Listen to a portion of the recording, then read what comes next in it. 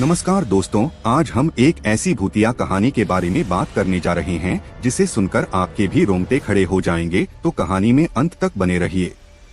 कहानी शुरू करने से पहले एक निवेदन करना चाहूँगा कि अगर आप हमारे चैनल पर नए हैं तो चैनल को सब्सक्राइब जरूर करें। आइए कहानी शुरू करते हैं। गाँव के किनारे एक पुराना कुआं था जिसे लोग शापित कुआं कहते थे। कई सालों से उस कुएं के पास कोई नहीं जाता था क्योंकि माना जाता था कि वहाँ एक आत्मा का वास है। कहते हैं जो भी उस कुएं के पास गया वो वापस नहीं लौटा। एक बार गांव में एक युवक रमेश आया जिसे इन कहानियों पर यकीन नहीं था।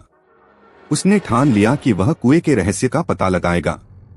एक चांदनी रात को जब पूरा गांव सो रहा था, रमेश उस कुएं की तरफ चल पड़ा।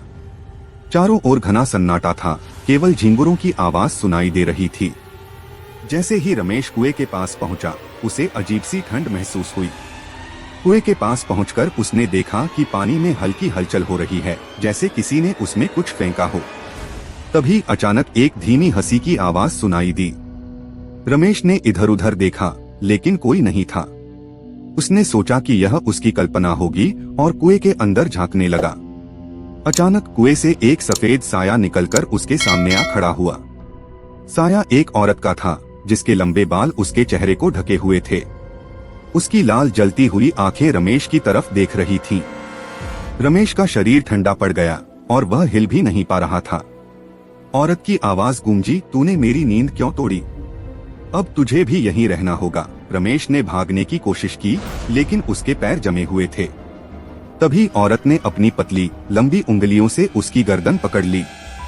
रमेश की चीख सुनने वाला वहां कोई नहीं था। कुछ ही पलों में वह कुएं के अंदर खींच लिया गया। अगले दिन गांव वालों ने रमेश को ढूंढने की कोशिश की, लेकिन उसका कोई सुराग नहीं मिला। कुएं के पास केवल उसके जूतों के निशान थे जो कुएं की तरफ जा रहे थे, लेकिन वापस नहीं आ रहे थे। उस दिन से गांव के लोग और भी डर गए और उस कुएं के पास जाने की हिम्मत किसी ने नहीं की। कहा जाता है, रात के समय अगर कोई उस कुएं के पास से गुजरता है तो उसे रमेश की चीखें सुनाई देती हैं, जो आज भी मदद के लिए पुकार रहा है।